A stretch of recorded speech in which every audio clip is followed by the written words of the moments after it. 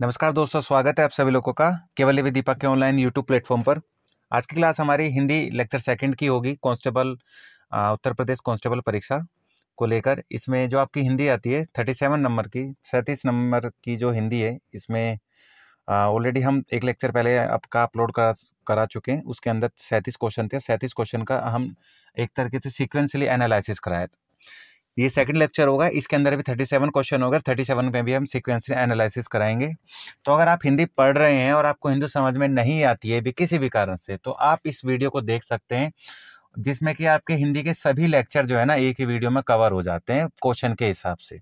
एक तो क्वेश्चन का एनालिसिस हो जाता है, ऊपर से क्वेश्चन आपके कवर हो जाते हैं।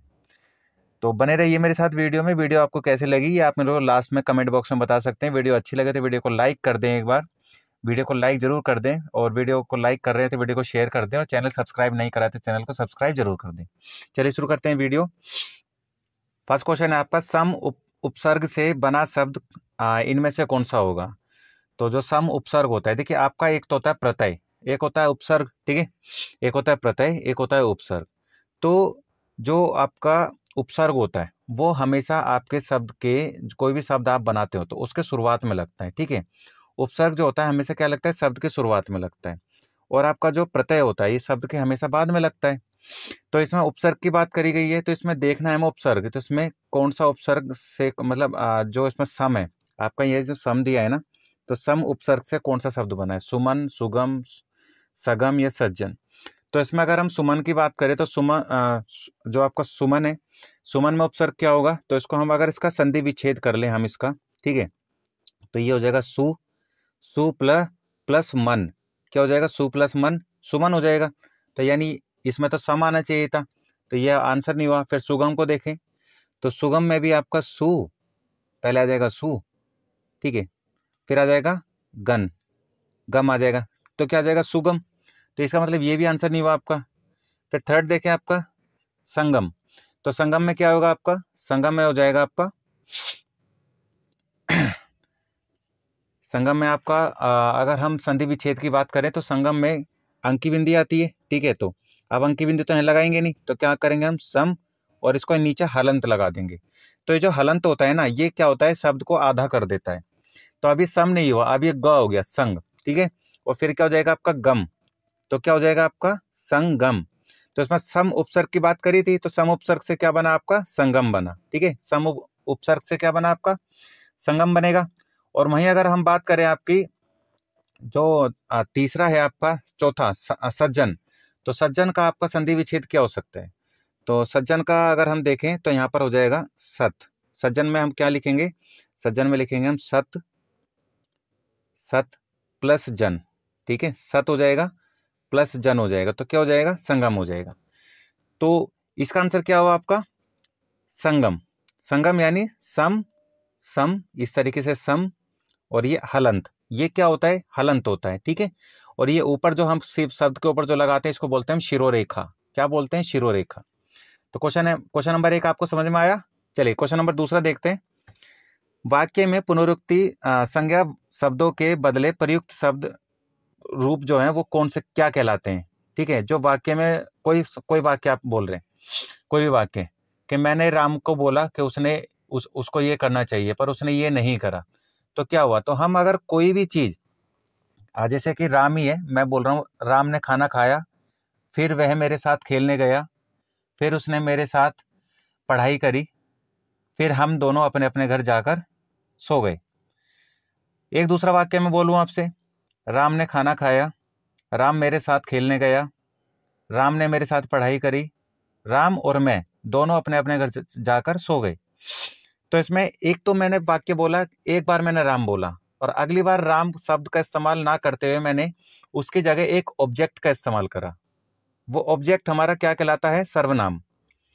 सर्वनाम में जैसे अगर मैं की बात करूं तो मैं, जैसे मेरा नाम दीपक है तो एक बार मैं बोलूंगा मैं दीपक, उसके बाद मैं, यानी मैं फर्स्ट पर्सन हो गया। सेकंड पर्सन जो होता है जिससे हम सामने वाले से बात करते होते हैं, तो उसके लिए हम अगर सामने वाले का नाम राम है तो राम को हम बार बार राम नहीं बोलेंगे। सेकंड पर्सन के लिए हम यूज करते हैं वह, तुम, तुम्हारा, ठीक है। एक होता है थर्ड पर्सन, जब अब दो इंसान बात कर रहे हो किसी तीसरे इंसान से रिलेटेड, तब वो थर्ड पर्सन हो जाता है। और तीसरे व्यक्ति के लिए हम यूज करते हैं, तीसरे व्यक्ति के लिए क्या यूज करेंगे हम? वे, वो, ठीक है, वे, वो, वह। तो इसमें क्या हो जाएगा, यानी ऐसा इंसान जो तीसरी जगह है उसका हम नाम बार बार ना लेकर उसकी जगह कोई ऑब्जेक्ट का इस्तेमाल करते हैं, वो कहलाता है हमारा सर्वनाम। तो वाक्य में पुनरुक्ति, पुनरुक्ति या मतलब जब पुनरुक्ति यानी कोई चीज बार बार आ रही हो संज्ञा शब्दों के बदले, तो उसको हम क्या कहेंगे? उसको कहेंगे हम सर्वनाम। क्या कहते हैं दोस्तों? सर्वनाम कहते हैं, ठीक है। विशेषण क्या होते हैं आपके? विशेषण होते हैं कि कोई भी चीज होती है जो, ठीक है, कोई भी शब्द होता है उसकी विशेषता बताई जाती है। जैसे उसके पास काला घोड़ा है, तो जो काला है, काला क्या है? विशेषता है, ठीक है। तो ये क्या हो गया? विशेषण। और घोड़ा विशेष्य हो जाता है। तो घोड़ा काला है, ये काला रंग बता रहा है कि घोड़ा काला है। तो विशेषण किसी की विशेषता बताता है, इसलिए वो विशेषण कहलाता है। एक होता है आपका समास। समास होता है जहां दो शब्दों को मिलाकर एक नया शब्द बनाया जाए, ठीक है। दो या दो से अधिक शब्द मिलकर एक नया और एक सार्थक शब्द बनाते हो, उसको हम समास कहते हैं। और समास विग्रह क्या होता है? जब हम एक शब्द को तोड़कर दो अलग अलग शब्द बनाए, वो समास विग्रह कहलाता है, ठीक है। जैसे फॉर एग्जाम्पल मैं आपसे कहना चाहता हूँ रसोई घर, ठीक है। फॉर एग्जाम्पल अगर हम जानना चाहें तो हम इस तरीके से जान सकते हैं। हम यहाँ लिख सकते हैं, हम क्या लिख सकते हैं यहाँ पर? हम लिख सकते हैं यहाँ पर रसोई घर, ठीक है।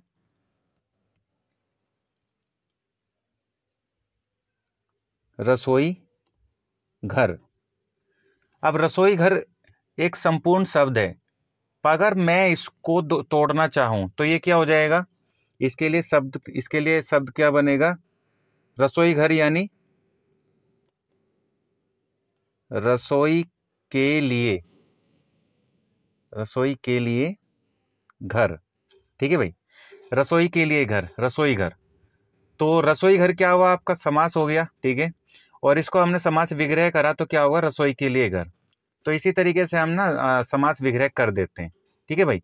इसी तरीके से हमारा समास विग्रह हो जाता है। इसके बाद में तीसरा शब्द है आपका कौन सा? तीसरा क्वेश्चन, तो कौन सा शब्द स्त्रीलिंग नहीं है? हमें पहचानना है कि कौन सा शब्द आपका स्त्रीलिंग नहीं है। तो देखिए कुछ शब्द ऐसे होते हैं जिसमें आपका पुल्लिंग, और कुछ शब्द ऐसे होते हैं जिसमें आपका स्त्रीलिंग चलता है। तो पुल्लिंग क्या होते हैं? जिन संज्ञा शब्दों से पुरुष जाति का पता चलता हो वो पुल्लिंग कहलाते हैं, जैसे लड़का, ठीक है, मकान, आदमी। वहीं जिन संज्ञा शब्दों से स्त्री जाति का पता लगता हो वो स्त्रीलिंग कहलाते हैं, जैसे लड़की, गाय और आदत, ठीक है। तो इस तरीके से हम पुल्लिंग और स्त्रीलिंग शब्दों में भेदभाव कर पाते हैं। तो इसमें इसमें पूछा क्या गया? इसमें पूछा गया है कौन सा शब्द स्त्रीलिंग नहीं है। तो देखिए ये तो क्वेश्चन बहुत आसान है, क्योंकि इसमें जो ऑप्शन दिया है ना, नंदोई, नंदोई जो है मेल के लिए यूज होता है, ना कि फीमेल के लिए। तो आप आराम से कह सकते हैं नंदोई शब्द जो है ये पुल्लिंग शब्द है। बाकी भोजाई स्त्रीलिंग शब्द है, स्त्रीलिंग के यूज होता है भरपाई और लड़ाई, ये स्त्रीलिंग शब्द हो जाता है, ठीक है। तो भोजाई, भरपाई और लड़ाई, तो इसमें नंदोई जो है ये आपका आंसर होगा। नेक्स्ट है आपका पर्यायवाची की दृष्टि से असंगत युग्म कौन सा है? कुबेर, मधुआ, अमृत, सुधा, कपड़ा, अंबर, कमल, तामरस, ठीक है। तो इसमें से असंगत पूछ रहा है पर्यायवाची की दृष्टि से। तो पर्यायवाची में जो आपका कुबेर और मघुआ जो है ये आपका पर्यायवाची युग्म नहीं है। क्यों नहीं है? कुबेर क्या होता है? कुबेर को हम क्या बोलते हैं भाई? कुबेर है धन के देवता, ठीक है भाई, धन के देवता है। और मघुआ क्या है आपके? पुरंदर, पुरंदर यानी जो इंद्र होते हैं ना, इंद्र, इंद्र का पर्यायवाची आपका मघुआ होता है। तो इसमें ये दोनों एक दूसरे के पर्यायवाची तो है ही नहीं, ये दोनों तो डिफरेंट डिफरेंट एक दूसरे से अलग अलग शब्द के बारे में बता रहे हैं। इसका मतलब ये दोनों आपके अलग अलग शब्द हो जाएंगे। बाकी के अगर हम देखें, बाकी में जैसे कि आपका अमृत, सुधा, सुधा और अमृत दोनों का एक दूसरे का पर्यायवाची है। कपड़ा, अबर, कपड़ा और अबर दोनों एक दूसरे के पर्यायवाची है। कमल और तामरस ये दोनों एक दूसरे के पर्यायवाची हैं, ठीक है। तो पर्यायवाची शब्दों से रिलेटेड अगर आपने वीडियो नहीं देखी है या आपने अभी तक पर्यायवाची शब्द नहीं पढ़े, तो आप मेरी वीडियो मैं इस चैनल के डिस्क्रिप्शन में एक वीडियो का लिंक शेयर कर दूंगा, जो कि मेरे चैनल पे मेरे द्वारा ही पढ़ाया गया है पर्यायवाची शब्द। यूपी स्पेशल RO ARO के लिए जो या आपकी यूपी स्पेशल के लिए जो बुक आती है आपकी आदित्य पब्लिकेशन की, वो मैंने पढ़ाई हुई है। तो आप वहाँ जाकर आपका पर्यायवाची शब्दों की वीडियो आप देख सकते हैं। लिंक मैं ऑलरेडी शेयर कर दूंगा। अगर आपको लिंक से नहीं देखना है तो आप मेरे चैनल पे जो मेरा प्लेलिस्ट है, प्लेलिस्ट में ROARO प्लेलिस्ट आपको मिलेगी हिंदी करके, वहां पर आप जाइएगा, वहां पर पर्यायवाची शब्द की आपको वीडियो मिल जाएंगी। तो वहां से जाके जो इंपॉर्टेंट पर्यायवाची शब्द जो कि आपके एग्जाम में आ रखे हैं यूपी के अंदर, उनको आप कर सकते हैं। ठीक है भाई, नेक्स्ट क्वेश्चन देख लेते हैं। नेक्स्ट है आपका, सुमित्रा नंदन पंत को किस कृति के लिए ज्ञानपीठ पुरस्कार मिला है? तो सुमित्रा नंदन पंत जो है हिंदी साहित्य के काफी फेमस रचनाकार रहे हैं, और इन्होंने जो कृति लिखी थी वो कृति है इनकी चिदम्बरा। चिदम्बरा के लिए इनको ज्ञानपीठ अवार्ड भी मिला है। ज्ञानपीठ अवार्ड जो होता है ना आपका, ये साहित्य के क्षेत्र में दिया जाता है, सिर्फ और सिर्फ साहित्य के क्षेत्र में दिया जाता है। तो चिदम्बरा के लिए जो ज्ञानपीठ अवार्ड सुमित्रा नंदन पंत को मिला था, वो 1968 में मिलता है। कब मिलता है भाई? 1968 में मिलता है इनको। और इसको प्रकाशन करने वाला जो प्रकाशन था उसका नाम था राजकमल। ठीक है, सुमित्रा नंदन पंत का जो एक तरीके से विकास यात्रा रही है वो 1937 से, जब 1936 में आपके प्रेमचंद का निधन हो जाता है, उनके बाद में सुमित्रा नंदन पंत जो है हिंदी साहित्य में एंटर करते हैं, और 1957 तक का इनका चलता है। ठीक है भाई, इन्होंने आपकी बात करें तो चिदम्बरा के अलावा बहुत सारी रचनाएं लिखी हैं, जिसमें आपका युगवाणी आ जाता है, जो कि इस ऑप्शन में भी दिया गया है आपका युगवाणी। ठीक है, युगांतर आ जाता है, युगपत आ जाता है आपका। ठीक है, तो ये कुछ फेमस आपके रचना रही हैं जो कि सुमित्रा नंदन पंत के द्वारा लिखी गई।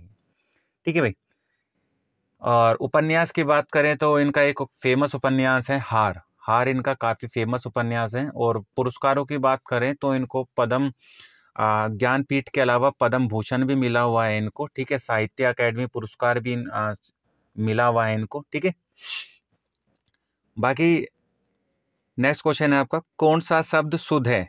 तो इनमें शुद्ध और अशुद्ध शब्दों की बात करी जा रही है। एग्जाम में कई बार आता है शुद्ध और अशुद्ध शब्द।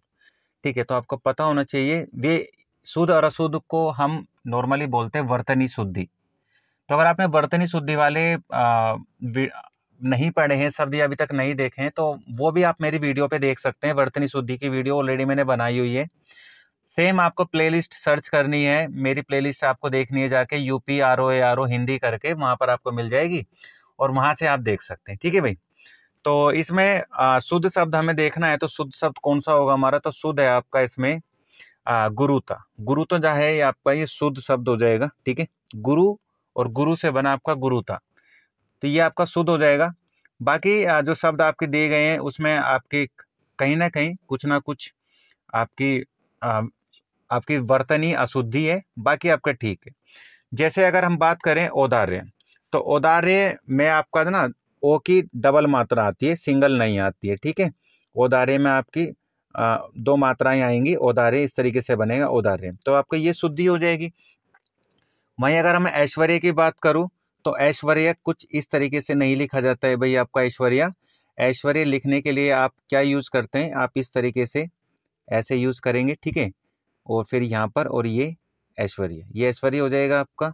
और मैं बात करूँ कौंतेय, तो कौंतेय जो आपका शब्द लिखा जाता है, कौंतेय ऐसे नहीं लिखा जाता। कौंतेय को लिखने के लिए जो आप शब्द यूज करते हैं सिर्फ डबल ओ की मात्रा न, आपका न आ जाएगा, न फिर तय आ जाएगा, तय के ऊपर ए की मात्रा और फिर ये हो जाएगा आपका कौंतेय। तो कौंतेय ये गलत है आपका, कौंतेय कौंतेय ये आपका सही हो जाएगा। ठीक है, तो इस तरीके से आप जो आपकी वर्तनी है आप उसको शुद्ध कर सकते हैं। और एग्जाम में कई बार ऐसी चीजें आती हैं बहुत सी, और शुद्ध वर्तनी तो आती है। इससे फ्री का एक नंबर है, आप चाहें तो हल्की सी मेहनत करने के बाद में इस नंबर को आराम से अचीव कर सकते हैं। ठीक है, नेक्स्ट है आपका दिए गए शब्द का पर्यायवाची शब्द ज्ञात करना है। अनल, अनल जो है ये अग्नि का पर्यायवाची है, और इसका पर्यायवाची शब्द है आपका पावक।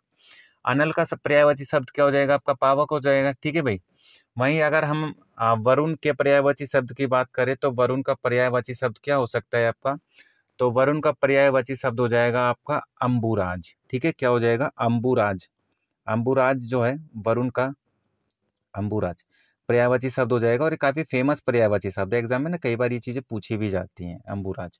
ठीक है, वहीं बात करें पवन, पवन का पर्यायवाची क्या हो जाएगा आपका? पवन का पर्यायवाची हो जाएगा हवा, वायु, वात। ठीक है, समीर, मारुत, ये हो जाएंगे। वहीं व्योम की बात करें तो व्योम का पर्यायवाची क्या हो जाएगा आपका, व्योम का हो जाएगा अनंत, आसमान, आकाश, नभ, गगन, अंबर, ये सारे व्योम के हो जाएंगे। ठीक है, तो ऐसे ही आपके बहुत सारे पर्यायवाची शब्द होते हैं। पर्यायवाची शब्द की वीडियो ऑलरेडी मैंने डाली हुई है, आप मेरे चैनल पे देख सकते हैं जाके, इससे आपको काफी हेल्प भी मिलेगी। ठीक है, इसके बाद में नेक्स्ट क्वेश्चन है क्वेश्चन नंबर 8। क्वेश्चन नंबर 8 क्या बोलता है आपका, निम्नलिखित में से शुद्ध वाक्य बताना है। तो एग्जाम में शुद्ध और अशुद्ध वाक्यों को लेकर बहुत बार आता है, इसकी भी वीडियो मैंने बनाई हुई है, अगर आपने नहीं देखी है तो आप जाके मेरी वीडियो देख सकते हैं। ठीक है भाई, तो जैसे इसमें पहला ऑप्शन है, विंध्याचल पर्वत भारत के मध्य भाग में स्थित है।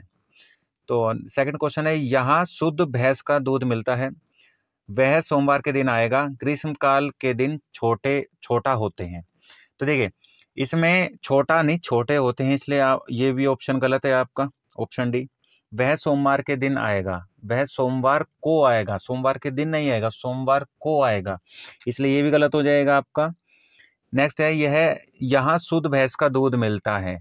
तो आप कह सकते हैं यहाँ भैंस का शुद्ध दूध मिलता है, ये आएगा, शुद्ध भैंस का नहीं, शुद्ध भैंस थोड़ी है, भैंस का शुद्ध दूध है, तो इसलिए ये भी गलत हो जाएगा आपका। ऑप्शन क्या बच्चा, ए, विंध्याचल पर्वत भारत के मध्य भाग में स्थित है, यानी ये आपका करेक्ट आंसर हो जाएगा। ठीक है भाई, नेक्स्ट देख लेते हैं आपका, निम्नलिखित में से कौन सी रचनाकार सुमित्रा नंदन पंत के द्वारा लिखी गई है। तो सुमित्रा नंदन पंत के द्वारा कौन सी रचना लिखी गई है आपकी, चिदम्बरा। ठीक है भाई, कौन सी रचना लिखी गई है आपकी, चिदम्बरा लिखी गई है। इसके बाद में अगर हम और रचनाओं की बात करें, जैसे यामा, तो यामा किसने लिखी है आपकी, यामा लिखी है आपकी महादेवी वर्मा ने। ठीक है भाई, किसने लिखी है आपकी यामा, जो आपकी महादेवी वर्मा है, महादेवी वर्मा ने लिखी है आपकी यामा। ठीक है भाई, इसके बाद हम बात करें उर्वशी, उर्वशी किसने लिखी है भाई आपकी, तो उर्वशी लिखी है आपकी रामधारी सिंह दिनकर ने। ठीक है भाई, किसने लिखी है आपकी उर्वशी, रामधारी सिंह दिनकर, रामधारी सिंह दिनकर ने लिखी है आपकी उर्वशी। इसके बाद में कितनी नावों में कितनी बार, ये किसने लिखा है आपका, ये लिखा है आपके अज्ञे ने। अज्ञे जो आपके राइटर हैं, आपके हिंदी साहित्य के फेमस रचनाकार हैं अज्ञे, उन्होंने लिखा है आपका कितनी नावों में कितनी बार। नेक्स्ट है, चोर को क्षमादान कर दिया गया, उपरोक्त वाक्य में क्रिया संबंधी त्रुटि पहचान कर निम्नलिखित में से शुद्ध वाक्य पहचानना है। तो आप देख पा रहे होंगे शुद्ध वाक्य का दूसरा क्वेश्चन आपको मिल गया है यहाँ पर। इसका मतलब आपको ये भी पता लग रहा होगा आपके एग्जाम में टॉपिक कौन सा इंपॉर्टेंट है। बाकी इसकी वीडियो मैंने ऑलरेडी बनाई हुई है, आप मेरे चैनल पे जाके इस वीडियो को देख सकते हैं। ठीक है, तो इसमें चोर को क्षमादान कर दिया गया, तो चोर को क्षमादान कर दिया गया, इसका शुद्ध वाक्य क्या हो सकता है आपका, तो इसका भाई आपका शुद्ध वाक्य होगा, चोर को क्षमादान प्रदान किया गया, चोर को क्षमादान कर दिया गया, चोर को आपका समाधान दे दिया गया, चोर को समाधान दे दिया गया, चोर को क्षमा कर दिया गया। तो चोर को क्षमा करना, क्षमादान देना नहीं, क्षमा करना ही क्षमादान देना होता है, तो इसलिए ऑप्शन बी आपका आंसर हो जाएगा। ठीक है, नेक्स्ट देखते हैं,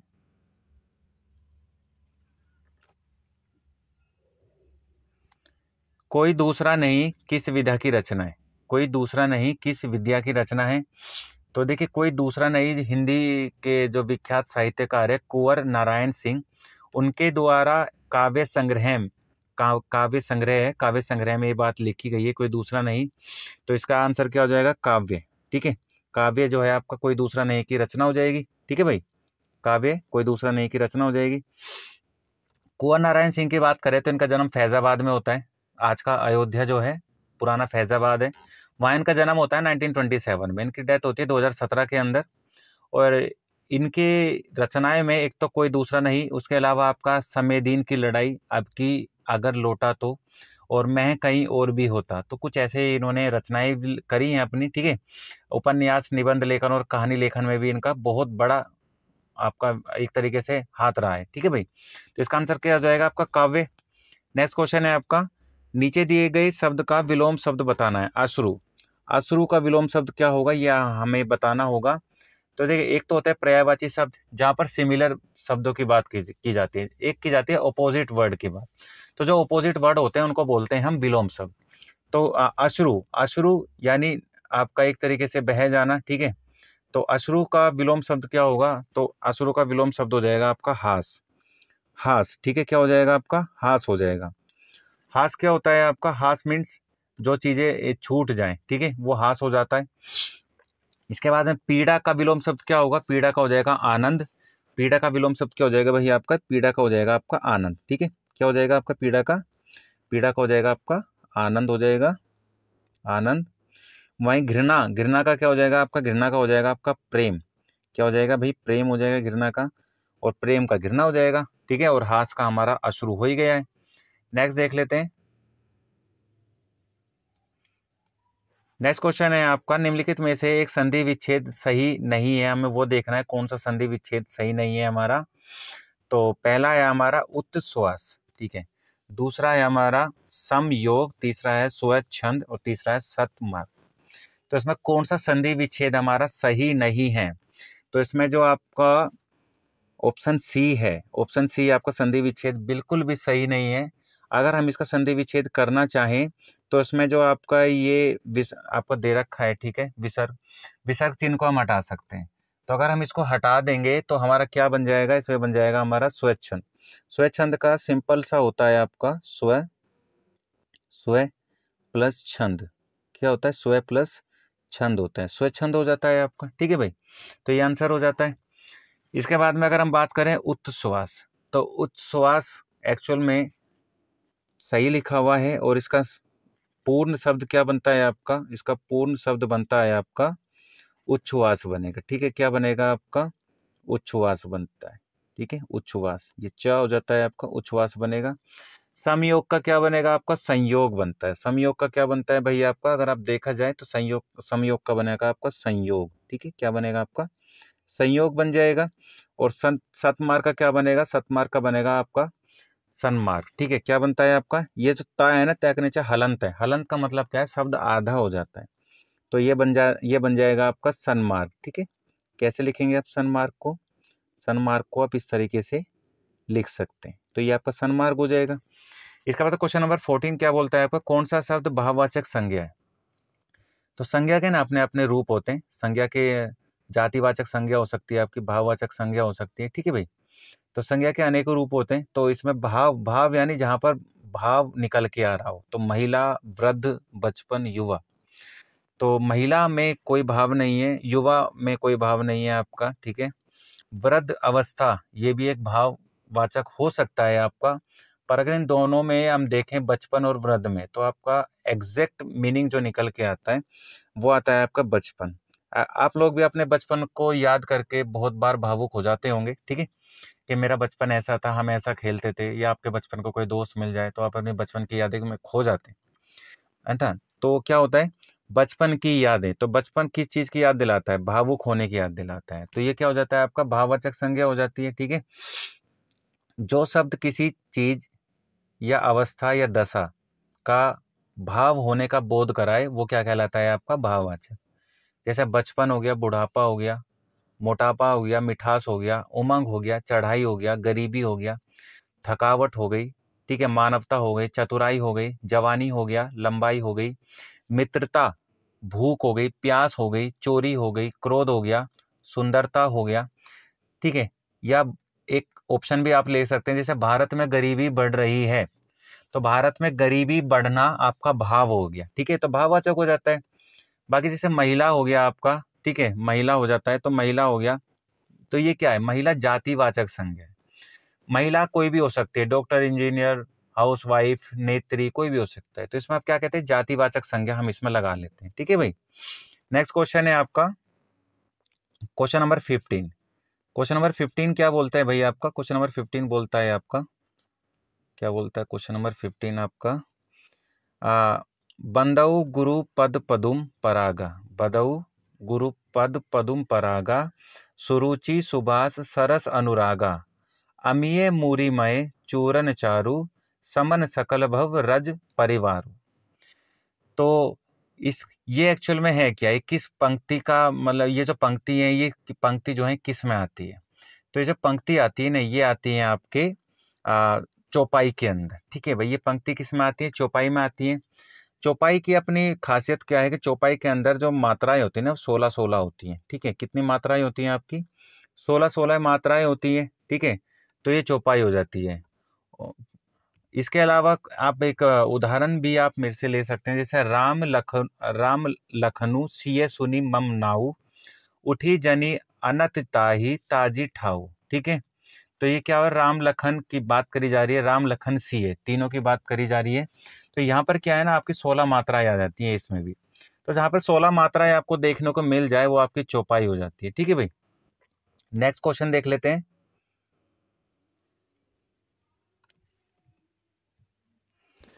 अनुराग का विलोम क्या होगा? अनुराग का विलोम शब्द हो जाएगा आपका विराग। अनुराग का क्या हो जाएगा भाई, आपका विलोम शब्द क्या हो जाएगा, आपका विराग हो जाएगा, अनुराग का विराग हो जाएगा। ठीक है, तो विलोम शब्द, पर्यायवाची शब्द ये आपको बहुत अच्छे से याद करने हैं, याद करिएगा बिल्कुल, बिना याद करे कुछ नहीं होने वाला है। ठीक है भाई, और इसके बाद में सुहाग का विलोम शब्द क्या हो जाएगा आपका, तो सुहाग का विलोम शब्द हो जाएगा आपका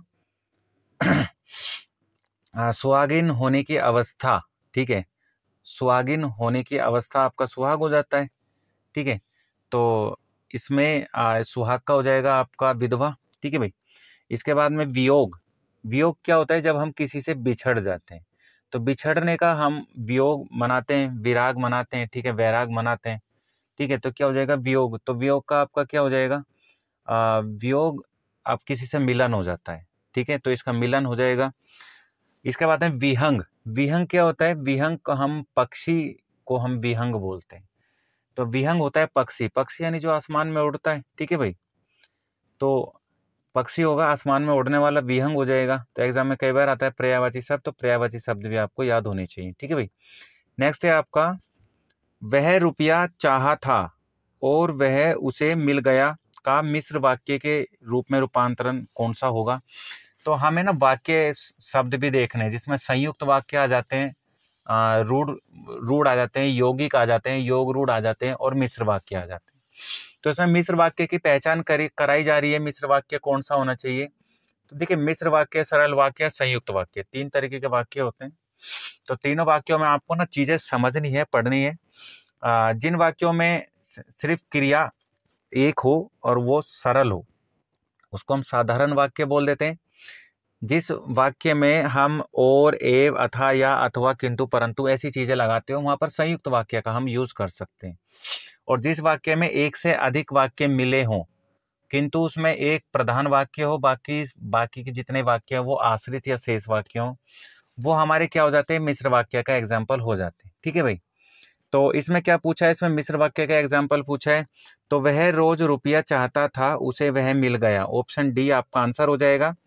नेक्स्ट है आपका, अपने क्षेत्र में वर्षा के कारण उत्पन्न जल भराव की समस्या के लिए नगर पालिका अध्यक्ष को लिखा गया पत्र निम्नलिखित में से किस क्षेत्र के अंतर्गत आएगा? तो भाई, अगर आप नगर पालिका के अध्यक्ष को अगर कोई पत्र लिख रहे हो तो इसका मतलब आप आपके आसपास, घर के आसपास में कोई प्रॉब्लम हो रही है तो उस प्रॉब्लम को खत्म करने के लिए तो अभी चीजें कर रहे हो, तो यानी आप शिकायत कर रहे हो। तो क्या हो जाएगा आपका, शिकायती पत्र हो जाएगा। ठीक है भाई, क्या हो जाएगा आपका, शिकायती पत्र हो जाएगा, क्योंकि आप शिकायत कर रहे हो ना भाई उनको। अगर आप प्रार्थना करते तो अपना भाव या निवेदन प्रकट करते, आवेदन करते तो आवेदन पत्र के लिए, छुट्टी वगैरह के लिए आवेदन करा जाता है आपका।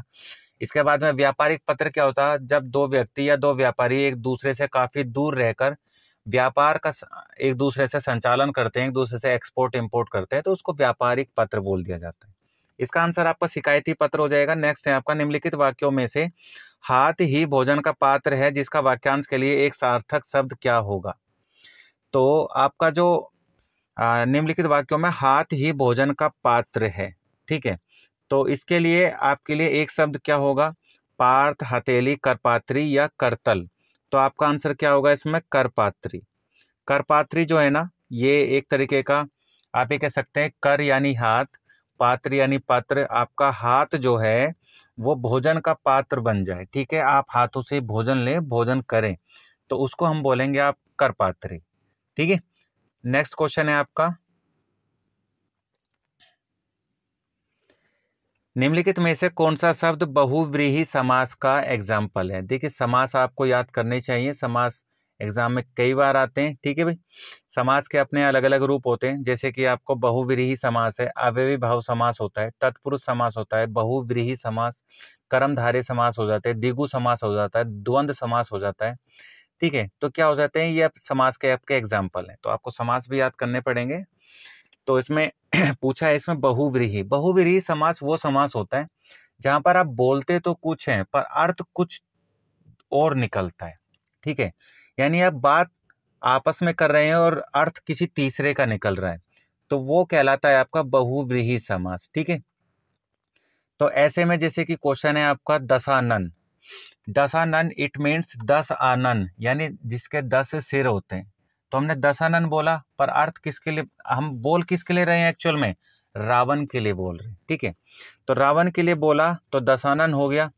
वैसे ही आपका इसमें बहुव्रीहि समास में पीताम्बर, पीला है अंबर जिसका, वो आपका पीताम्बर कहलाता है, ठीक है। जिसका अंबर पीला होता है, पित यानी पित मीन्स आपके कपड़े, तो पीले रंग के कपड़े कौन पहनता है, आपके श्री कृष्ण पहनते हैं। नेक्स्ट है आपका राधा कृष्ण, राधा कृष्ण के बीच में ना ये जो साइन आ रहा है आपका, ये बताता है कि दोनों इक्वल हैं, ठीक है, द्वंद्व समास हैं। तो ऐसे में आप बहुव्रीहि समास का इस्तेमाल नहीं कर सकते, ठीक है। तो इसमें पूछा था कौन सा नहीं है, तो आपका आंसर होगा इसके अंदर कौन सा नहीं है, क्या में आंसर हो जाएगा आपका राधा कृष्ण, ठीक है। बाकी मृत्युंजय जो है ये बहुव्रीहि समास है आपका। मृत्युंजय शिव के लिए यूज होता है, चक्रपाणी विष्णु जी के लिए यूज होता है, ठीक है। चक्रपाणी इनके हाथों में चक्र होता है, ठीक है। पाणी यानी हाथ, हाथों में जिसके चक्र है वो विष्णु कहलाएंगे। नेक्स्ट है आपका निम्नलिखित प्रश्न में 4 विकल्पों में से उस विकल्प का चयन करें जो दिए गए मुहावरा का सही अर्थ बताता है। तो मुहावरे, लोकोक्तियां, ये आपको याद जरूर करना है।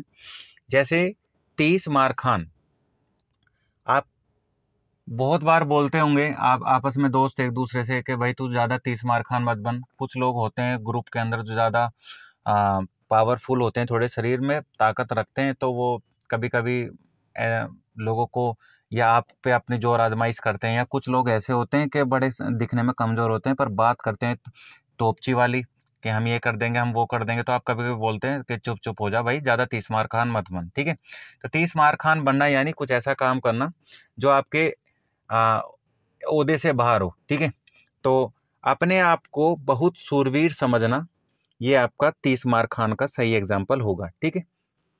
नेक्स्ट है आपका निम्नलिखित में से किसी वाक्य में विभक्ति चिन्ह से कारक, करण कारक बताइए। तो क्वेश्चन नंबर 22 क्या बोल रहा है, विभक्ति चिन्ह से करण कारक बताना है आपको। करण कारक, तो कारक आपके कई तरीके के होते हैं। कर्ता ने कर्म को, ठीक है, कर्ता ने कर्म को करण से, संप्रदान के लिए अपदान से, संबंध काकी के, नानी रे, रारी रे, ठीक है, अधिकरण में पर, संबोधन हे, हो, अरे, ठीक है, हाय, कर दिया। तो ठीक है, तो ये आपके आपके कारक हो जाते हैं। तो कारक आपके कितने हो जाते हैं भाई, आपके कारक 8 प्रकार के हो जाते हैं, ठीक है। कर्ता ने कर्म को करण से, संप्रदान के लिए अपदान से, इस तरीके से तो आपको याद कर लेने। तो इसमें बात करा गया है करण कारक। तो करण में क्या आएगा, कर्ता ने कर्म, कर्म को करण से। तो जहां पर आपको से दिख रहा है, से देखिए कहाँ दिखता है आपको, तो चंचल सविता से लंबी है भाई, तो से तो यहाँ भी है आपका, ठीक है। नेक्स्ट है आपका बच्चे जानवरों से डरते हैं, बच्चे जानवरों से डरते हैं, ठीक है। इसके बाद में नेक्स्ट है आपका मैं इस कलम से एक किताब लिखूंगी, मैं कल से टहलने निकलूंगी। मैं कल से क्या निकलूंगी, टहलने निकलूंगी। तो इसमें करण कारक क्या होता है कि करण का मतलब जो से यूज होता है ना, से का मतलब होता है करण से, कि जब हम किसी कार्य को करने के लिए किसी साधन का इस्तेमाल करते हैं तो वो करण कारक हो जाता है। तो इसमें चंचला सविता से लंबी है, तो वो तो एक दूसरे की कंपैरिजन हो रही है, तो ये भी आंसर नहीं होगा। बच्चे जानवरों से डरते हैं, तो यहाँ भी कम एक तरीके से आपको भय वाली सिचुएशन है, ये भी नहीं होगा। मैं इस कलम से किताब लिखूंगा, तो किताब लिखने के लिए जिस सोर्स का इस्तेमाल हो रहा है वो है कलम, तो ये आपका सही आंसर हो जाएगा। तो इसके लिए आंसर क्या होगा आपका, ऑप्शन सी, ठीक है। नेक्स्ट क्वेश्चन है निम्न में प्रेरणार्थक क्रिया क्या है। प्रेरणार्थक यानी जो जिस क्रिया से हमें प्रेरणा मिलती है वो हो जाता है आपका प्रेरणार्थक क्रिया। उठाना, चमकना, गिराना या देना, ठीक है। तो इसमें प्रेरणार्थक क्रिया कौन सी हो जाएगी, तो इसमें प्रेरणार्थक क्रिया हो जाएगी आपकी गिराना, ठीक है। जिन क्रियाओं से यह बोध होता है कि कर्ता स्वयं कार्य न करके किसी दूसरे को कार्य करने के लिए प्रेरित करता है, उसे कहते हैं प्रेरणार्थक क्रिया। जैसे लिखना, लिखना से हो जाएगा लिखवाना, समझने से हो जाएगा समझाना, ठीक है। तो ऐसे ही आपका गिराना, इसमें उठाना भी आपका हो सकता है, उठने से उठाना हो जाता है, उठाना प्रेरणार्थक क्रिया है, पर उठाना आप खुद करोगे, ठीक है। एक तरह से प्रेरणार्थक क्रिया है गिराना, तो आप किस तरीके से लोगों को गिरा सकते हो या उठा सकते हो। तो इसका आंसर क्या हो जाएगा आपका, इसका आंसर हो जाएगा आपका गिराना, ठीक है भाई। नेक्स्ट है आपका वाक्य के जिस अंग में क्रिया कर्म आदि होते हैं उसे क्या कहते हैं। वाक्य के जिस अंग में क्रिया और कर्म होते हैं उसको हम क्या बोलेंगे, तो उसको बोलेंगे विधेय। क्या बोलते हैं भाई, वाक्य के जिस अंग में क्रिया कर्म दोनों होते हैं उसको हम विधेय बोलते हैं। वाक्य के दो अंग होते हैं, एक कथन एक विधेय, ठीक है। तो यहाँ पर जो विधेय है, विधेय क्रिया का आवश्यक अंग माना जाता है, और बिना क्रिया के विधेय कंप्लीट हो नहीं पाता, और बिना विधेय के आपका क्रिया नहीं हो सकती है, ठीक है। वाक्य में एक होता है आपका उपवाक्य होता है, उपवाक्य होता है आपका वाक्य का अंश, उपवाक्य कहलाता है। एक होता है विशेष्य, विशेष्य वो होता है जहां पर जैसे काला घोड़ा, तो घोड़ा क्या है आपका विशेष्य है, और काला क्या है विशेषण है, ठीक है। उद्देश्य क्या होता है, उद्देश्य यानी किसी भी वाक्य में कर्ता ही उद्देश्य होता है, किसी वाक्य के अंदर जो कर्ता होता है वो अपना आप में उद्देश्य होता है। तो इसके अंदर अंग में क्रिया और कर्म दोनों होते हैं, उसको हम क्या कहते हैं, उसको बोलते हैं विधेय, ठीक है भाई। नेक्स्ट है आपका निम्नलिखित अलंकारों में से अर्थालंकार का भेद बताना है। तो अलंकार भाई आते हैं तो आपको अलंकार जरूर अच्छे से याद करने चाहिए। अलंकार कई तरीके के होते हैं, ठीक है। यमक अलंकार, सलेश अलंकार आपका, ठीक है, अनुप्रास अलंकार। तो आपको ये सारे अलंकार आपको याद करने हैं। तो इसके लिए मैं एक वीडियो जल्दी आपके इस चैनल पर अपलोड कर दूंगा अलंकारों से रिलेटेड, तो आप वो वीडियो देख पाइएगा और अच्छे से आप समझिएगा, ठीक है। तो इसमें बात क्या करी जा रही है, इसमें अर्थालंकार की बात करी जाती है। तो अर्थालंकार किसका हिस्सा है, तो अर्थालंकार आपका उत्प्रेक्षा अलंकार का हिस्सा है, ठीक है भाई। अर्थालंकार किसका हिस्सा है, उत्प्रेक्षा। जैसे लता भवन ते प्रकट भे, ते ही अवसर दो भाई, मनुनिक से जुग बिमल, मनुनिक से जुग बिमल बधु जलद पटल, ठीक है। तो इसमें क्या हो जाए, जलद पटल बिल गाय। तो अर्थात इसका मतलब क्या हो जाता है कि जहाँ मतलब एक तरीके से लता भवन प्रकटते, यानी जो बाल है ना लताएं, उनकी बात करी जा रही है। तो यहाँ पर क्या एक तरीके से अर्थ बताया जा रहा है। तो अर्थालंकार आपका उत्प्रेक्षा अलंकार का एग्जाम्पल होता है, ठीक है। नेक्स्ट है आपका बड़े महात्माओं ने समय समय पर यह उपदेश दिया है, वाक्य में दिए गए कोष्टक में दिए गए कौन कौन से विराम चिन्ह आते हैं। तो एग्जाम में ना विराम चिन्हों से लेकर बहुत बार क्वेश्चन पूछे जाते हैं, तो आपको पता होना चाहिए। तो बड़े बड़े महात्माओं ने, तो जब भी आप कुछ समय के लिए रुकें, किसी भी शब्द के लिए आप जब कुछ समय के लिए रुकते हैं तो वहां पर आपका अल्प विराम आता है, ठीक है। क्या आता है, अल्प विराम आता है। उसके बाद क्या होता है, समय समय पर। तो जब आप दो शब्दों की पुनरावृत्ति हो रही हो, पुनः आवर्ती हो रही हो, यानी दो शब्द एक के बाद एक लगातार प्रयुक्त हो रहे हो, तो वहां पर हम क्या लगाते हैं, डैश लगाते हैं, ठीक है। तो इसमें क्या आ जाएगा आपका अल्प विराम और डैश, यानी ऑप्शन डी आपका आंसर हो जाएगा। नेक्स्ट है आपका अशुद्ध अर्थ युक्त शब्द युग्म कौन सा होगा, अशुद्ध अर्थ वाला। तो विस्तर विस्तृत, बिस्तर बिछावन, निष्कृष्ट सारांश, निकृष्ट निम्न स्तरीय, अम्बुज सागर अम्बुदी कमल, ठीक है। और प्रदेश प्रांत प्रदेश शत्रुता। तो इसमें अशुद्ध शब्द हमें देखना है तो युग्म में कौन सा है, तो इसका ऑप्शन डी जो है ये आपका अशुद्ध है, ये आपका आंसर हो जाएगा इसके अंदर, ठीक है। तो इसमें क्या दिया है आपका अम्बुज, अम्बुज का मतलब क्या होता है, कमल होता है, और सागर तो होता नहीं, तो इसलिए ये आपका अशुद्ध हो जाएगा, ठीक है। तो इसमें अम्बुदी का मतलब क्या होता है, सागर होता है। तो अम्बुज अम्बुदी होता, अम्बुद आपका अम्बुजी हो सकता था, ठीक है, सागर हो जाता है। तो इस अम्बुज कमल हो जाता और सागर अम्बुदी हो जाता आपका, इस तरीके से हो सकता था। यानी हम कह सकते हैं कि ये वाले जो शब्द हैं ये एक दूसरे के, ठीक है, पर्यायवाची हो सकते हैं, और ये आपके अलग अलग हो सकते हैं, ठीक है भाई।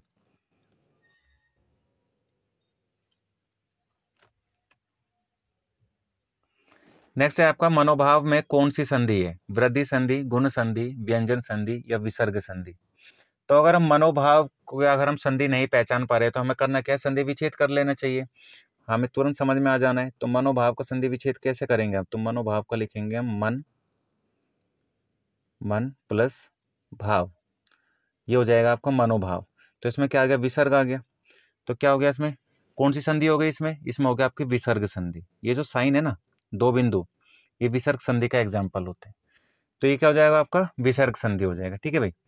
वृद्धि संधि क्या होती है आपकी, वृद्धि संधि में जहां पर आपका ए स्वर आता है, ठीक है, ए स्वर आ बन जाता है, तो क्या बन जाएगा, वृद्धि संधि बन जाती है आपकी। ए स्वर जब आ बन जाएगा क्या बन जाएगा, वृद्धि संधि बन जाएगी। ठीक है।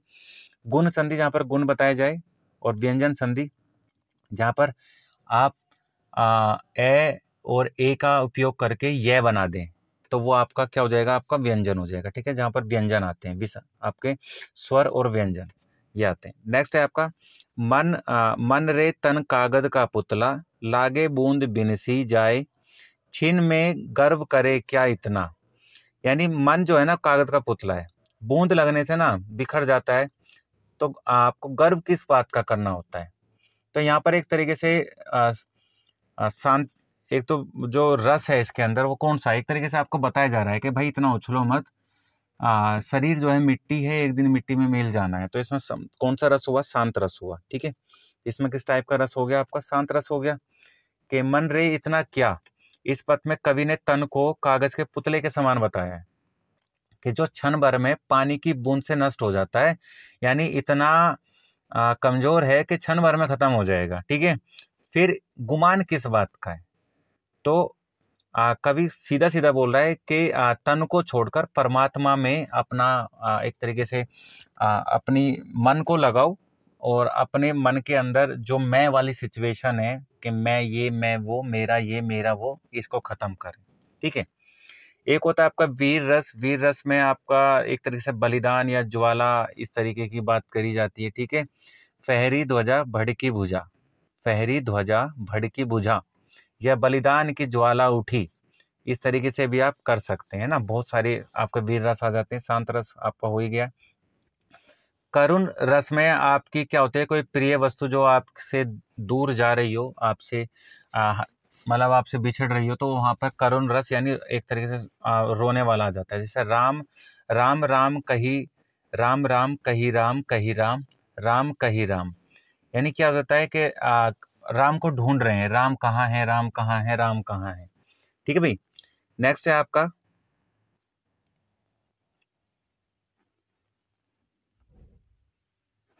निम्न में से उत्तर का अनेकार्थी शब्द क्या होगा। तो उत्तर का अनेकार्थी, तो एक होता है अर्थ, एक होता है अनेकार्थी।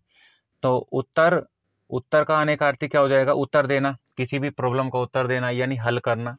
तो क्या हो जाएगा, हल हो जाएगा आपका। उत्तर का अनेकार्थी हल हो जाएगा। और चांदी की बात करें तो एक प्रसिद्ध नरम और चमकदार धातु जिससे गहने बन सकते हैं। ठीक है। उसको हम चांदी कहते हैं। अर्थ। खरल क्या होता है, खरल क्या होता है आपका, खरल होता है पत्थर की कुंडी होती है, उसको खरल बोलते हैं। और सोना तो आपको पता है एक बहुमूल्य धातु होती है। ठीक है भाई। तो नेक्स्ट है आपका नेक्स्ट है निम्नलिखित वाक्यांश के लिए एक सार्थक शब्द का चयन कीजिए। किसी देश के निवासी जो बहुत पहले से वहां रहते आ रहे हो, तो उनको हम क्या कहेंगे, जो किसी भी देश के निवासी जो बहुत पहले से आके रह रहे हो उनको हम बोलते हैं आदिवासी। आदिवासी जो आदिम समय से रह रहे हैं उनको आदिवासी बोलेंगे भाई, है ना। जो आदिम समय से रह रहे हैं उनको आदिवासी बोलते हैं। आदि प्रवर्तक क्या होते हैं आपके, आदि प्रवर्तक होते हैं सर्वप्रथम मत को प्रवर्तित करने वाला, यानी जिसने सबसे पहले अपना कोई सिद्धांत दिया हो, अपना कोई मत दिया हो, बताया हो, उसको आदि प्रवर्तक बोल देते हैं। पुरातन क्या होता है, सबसे पहले का, सबसे पुराना पुरातन बोलता है। और आपका आदि देविक क्या होता है, आदि देविक होता है आपका जो देव अथवा प्रकृति द्वारा होने वाला दुख, आदि देविक कहलाता है। ठीक है भाई।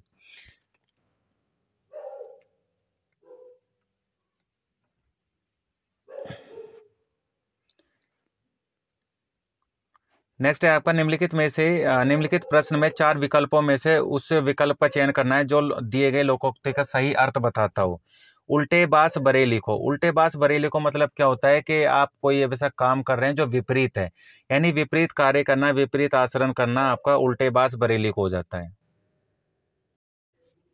जैसे नेक्स्ट है आपका बेमेल मिश्रण। तो बेमेल मिश्रण क्या होता है, एक तरीके से आप इसको लोकोक्ति से समझ सकते हैं। जैसे आधा तीतर आधा बटेर, आधा तीतर आधा बटेर, यानी रमेश ने जल्दबाजी में ऊपर सूट पहन लिया और नीचे लुंगी पहन ली, तो इस तरीके से क्या लग रहा है, वो आधा तीतर आधा बटेर टाइप लग रहा है। ठीक है। बेमेल मिश्रण हो जाता है। नेक्स्ट है आपका किसी से कोई मतलब न रखना। किसी से कोई मतलब न रखना को हम किस तरीके से कह सकते हैं, जैसे नो न ऊधो का लेना न माधो का देना। ठीक है, न ऊधो को लेना न माधो का देना। इट मीन्स आप कह सकते हैं कि किसी से कोई मतलब ना रखना। शास्त्री जी तो सिर्फ पढ़ाने से मतलब रखते हैं, न ऊधो का लेना और न माधो का देना। नेक्स्ट होता है किसी लाभ की आशा न होना। यानी इसमें होता है कि जैसे कि किसी लाभ के, जैसे आप इन लोकोक्ति से इसका अंदाजा लगा सकते हैं, जैसे इन तिलों में तेल नहीं।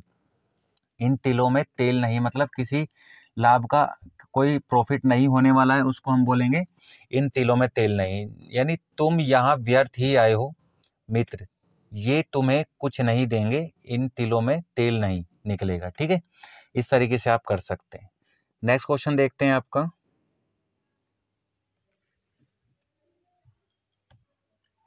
नेक्स्ट है आपका गद्यांश। और देखिए ध्यान रखिएगा, आपके हर पेपर में जब भी आप पेपर देंगे उसमें गद्यांश आएंगे, और गद्यांश में 5 क्वेश्चन आपके आते हैं, यानी 5 नंबर का आपका गद्यांश आता है। और इसको अच्छे से आपको पढ़ना है, क्योंकि आपका एक भी नंबर आपको नहीं छोड़ना है। आपका अगर एक भी नंबर छूट रहा है, इट मीन्स आप कंपटीशन से बाहर जा रहे हैं। और हिंदी जो है उत्तर प्रदेश के एग्जाम में या किसी भी एग्जाम में हिंदी सबसे ज़्यादा इंपॉर्टेंट होती है, और हिंदी से आप नंबर ना बहुत आराम से खींच सकते हैं। बस करना कुछ नहीं है, करना आपको सिर्फ इतना है कि एक एक टॉपिक को अच्छे से समझना है और अपने आप को आगे लेके जाना है। ठीक है, तो ये आपका गद्यांश है। मैंने आपको पहले भी बताया था कि गद्यांश को पढ़ना नहीं है, पहले क्या पढ़ना है, क्वेश्चन पढ़ने। क्वेश्चन पढ़िए, क्वेश्चन पढ़ने के बाद आप गद्यांश पढ़िए, तो आपको क्वेश्चन को समझने और आंसर ढूंढने में आसानी हो जाएगी। तो गद्यांश का पहला क्वेश्चन क्या बोलता है कि गद्यांश के अनुसार सबसे धन्यवाद कहने का कारण नहीं होता है। तो गद्यांश के अनुसार सबसे धन्यवाद कहने का कारण नहीं होता है, तो हमें देखना है कौन सा नहीं होता है भाई। अब आप क्या करना है, अब आपको पढ़ना है गद्यांश। ठीक है, तो इसमें आप गद्यांश पढ़ेंगे। अपने स्वार्थ या संस्कृति के कारण सामान्य व्यवहार में हम कितनी ही बार सबसे धन्यवाद बोलते हैं। ठीक है, हम कितनी बार क्या बोलते हैं, धन्यवाद बोलते हैं। और यहाँ क्या बोला है, यहाँ क्वेश्चन क्या था आपका, सबसे धन्यवाद कहने का कारण नहीं है, तो सबसे बाद धन्यवाद बोलते हैं। तो यह कृतज्ञता सिर्फ उन्हें उन्हें तक सीमित क्यों, हमें मानव जन्म देने वाले ईश्वर के लिए और जलवायु, भोजन, ऊर्जा जैसे बहुत सारे उपहार देने वाले प्रकृति के लिए भी क्यों नहीं हम ईश्वर से संवाद करें कि वह हमारे हृदय में पवित्रता, सद्गुणों के प्रकाश को आलोकित करे। दुखों के कारण तो हमारे विकार हैं, बुराइयां हैं, हर बुराई अज्ञान के अंधकार में फैलती है, प्रकाश होते ही उसकी सामर्थ्यता खत्म हो जाती है। सुख दुख दोनों ही हमारे कर्मों का फल है। हमें समझना चाहिए कि बिना दुख भोगे सुख नहीं पाया जा सकता। मानवीय पुरुषार्थ करते रहें, मन की कठोरता को स्वच्छ रखें, जहां जरूरत हो प्रायश्चित भी अवश्य करें। कौन जाने कब किस रूप में प्रभु किस माध्यम से सहायक हो जाए। ईश्वर के प्रति आभार प्रकट करना एक ऐसा अचूक तरीका है जो हमें संतुष्टि और ईर्ष्या जैसी निकृष्ट बातों से ऊपर उठाता है, और यही हमारे जीवन का मूलभूत लक्ष्य होना चाहिए। ठीक है भाई, तो इसमें आपको क्या देखना है, अपने स्वार्थ या संस्कृति के कारण सामान्य व्यवहार में हम कितनी बार सबसे धन्यवाद बोलते हैं। तो यहाँ पर क्या हो रहा है, एक तरीके से दया की बात करी जा रही है। ठीक है, तो इसमें आपने लाइन भी देखी है, संस्कृति के कारण अपने स्वार्थ यानी आपकी स्टार्टिंग की जो लाइन है ना, वो क्लियर बोल रही है आपको, अपने स्वार्थ या संस्कृति के कारण, अपने स्वार्थ या संस्कृति के कारण हम सामान्य व्यवहार में कितनी ही बार सबसे क्या बोलते हैं, धन्यवाद बोलते हैं। तो यहाँ पर क्वेश्चन क्या पूछा था आपका, क्वेश्चन था आपका कि गद्यांश के अनुसार सबसे धन्यवाद कहने का कारण नहीं है। तो स्वार्थ आ गया, ठीक है, संस्कृति आ गई, स्वभाव आ गया, क्या नहीं आया हमारे पास में, दया नहीं आई। तो इसलिए आंसर क्या हो गया हमारा, दया। ठीक है, तो आप इस तरीके से चीजें कर सकते हैं। नेक्स्ट है, हम बुराई आज्ञा के अंधकार में फैलती है। हर बुराई आज्ञा के इसका क्या है, अज्ञान, आज्ञा नहीं है एक्चुअल में, ये मिसप्रिंट हो गया है। ये क्या लिखेंगे आप, अज्ञान लिखेंगे। हर बुराई किसके उसमें फैलती है, अज्ञान के अंधकार में फैलती है। तो इससे तात्पर्य क्या है आपका, तो हर बुराई अज्ञान के अंधेरे में फैलती है, यानी अज्ञानता के कारण बुराइयां फैलती हैं। ठीक है, अज्ञानता अगर नहीं होगी तो बुराइयां नहीं फैलेगी, तो ऑप्शन डी आपका हो जाएगा। निम्न में कौन सा युग्म समूह से भिन्न है? शुद्ध अशुद्ध, सुख दुख, ज्ञान अज्ञान, अंधकार अंधेरा। तो इसमें कौन सा शब्द युग्म जो है वो समूह से अलग है? तो इसमें जो आपका अंधकार और अंधेरा है, ठीक है। अंधकार क्या है? अंधेरे का पर्यायवाची तो है, तो इसमें विपरीतार्थ कहाँ से आ गया? ठीक है, तो इसमें क्या ना विपरीतार्थ शब्द युग्म होना चाहिए। देखिए जैसे कि शुद्ध है, अशुद्ध हो गया, सुख हो गया, दुख हो गया, ज्ञान हो गया, अज्ञान हो गया, ठीक है। और अंधकार और अंधेरा, तो शुद्ध अशुद्ध विपरीत हो गया, सुख दुख विपरीत हो गया, ज्ञान अज्ञान विपरीत हो गया, अंधकार अंधेरा एक दूसरे के पर्यायवाची हो गए। तो इसलिए आंसर क्या होगा आपका? इसमें अलग ही देखना था मैं, तो अलग क्या है हमारा? D option. गद्य क्वेश्चन नंबर 36, गद्यांश के अनुसार प्रायश्चित के साथ साथ मानव को क्या करना चाहिए? तो ये गद्यांश बोला है, तो प्रायश्चित के साथ साथ में मनुष्य को करना क्या चाहिए? तो इसमें आप वापस से गद्यांश पे जाइए और देखिए एक बार। तो यहाँ पर गद्यांश देख लेते हैं हम, ये आपका गद्यांश है। तो इसमें क्या देखना है आपको? प्रायश्चित के साथ मानव को क्या करना चाहिए, यही था ना आपको क्वेश्चन। क्वेश्चन क्या था आपका कि प्रायश्चित के साथ साथ मानव को क्या करना चाहिए? तो अगर हम इसमें लाइन को देखें तो इसमें हमें कौन सी लाइन मिल सकती है? तो देखिए, मानवीय पुरुषार्थ करते रहें, ये लिख रहा है ना आपका यहाँ पर, ये देखिए, मानवीय पुरुषार्थ करते रहें, मन की कोठरी को स्वच्छ रखें, मन की कोठरी को स्वच्छ रखें, जहाँ जरूरत हो प्रायश्चित भी अवश्य करें, जहाँ जरूरत हो प्रायश्चित भी अवश्य करें, कौन जाने कब किस रूप में प्रभु किस माध्यम में सहायक हो जाए। तो यहाँ पर क्या बात करी जा रही है? यानी पुरुषार्थ की बात करी जा रही है, ठीक है भाई। किसकी बात करी जा रही है? पुरुषार्थ की बात करी जा रही है।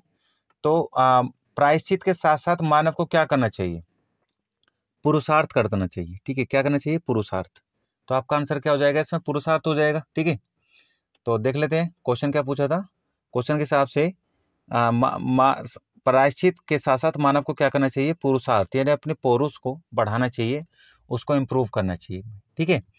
नेक्स्ट क्वेश्चन क्या है आपका? नेक्स्ट क्वेश्चन देखते हैं, क्वेश्चन नंबर 37 और आखिरी क्वेश्चन। जीवन का मुख्य लक्ष्य क्या है? जीवन का मुख्य लक्ष्य क्या है? जीवन का मुख्य लक्ष्य है आपका ईश्वर के प्रति अनासक्ति, ईश्वर की भक्ति करना, ईश्वर के प्रति आभार प्रकट करना, ईश्वर से ऊपर उठना। तो जो आपके ऑप्शन है, ऑप्शन ए बिल्कुल गलत है, ऑप्शन डी बिल्कुल गलत है। ईश्वर की भक्ति और ईश्वर के प्रति आभार प्रकट करना, तो ईश्वर की भक्ति करना आपका एक दैनिक कार्य हो सकता है, पर अगर आपका मुख्य लक्ष्य ही है तो मुख्य लक्ष्य ईश्वर के प्रति अपने आभार को प्रकट करो। क्या आपने हमें जीवन दिया, आपने हमें सांसें दी, डेली उनका आभार प्रकट करना ही आपका क्या हो जाता है? लक्ष्य हो जाता है। तो आपका आंसर क्या हो जाएगा? आपका आंसर हो जाएगा सी, ठीक है। आपका आंसर क्या हो जाएगा? सी हो जाएगा। तो ये क्या आपके 37 क्वेश्चन हो गए हैं आपके, ठीक है भाई। तो ये 36 था, 36 दोबारा लिखा गया है, तो ये 37 हो जाएगा। तो आपका ये सीरीज, ये जो पार्ट सेकंड था, मैंने पार्ट सेकंड यहाँ कंप्लीट कराया आपका। तो अगर आपको वीडियो अच्छी लगे तो आप मुझे वीडियो को कमेंट बॉक्स में कमेंट करके आप मुझे बता सकते हैं वीडियो आपको कैसी लगी। अच्छी लगी तो आप मुझे बता सकते हैं, या कुछ सजेशन देना चाहते हैं तो सजेशन दे सकते हैं। और बाकी आपको वीडियो अच्छी लगी तो वीडियो को लाइक करें, वीडियो को शेयर करें, और चैनल सब्सक्राइब नहीं कराया अभी तक तो आप सब्सक्राइब जरूर कर दें,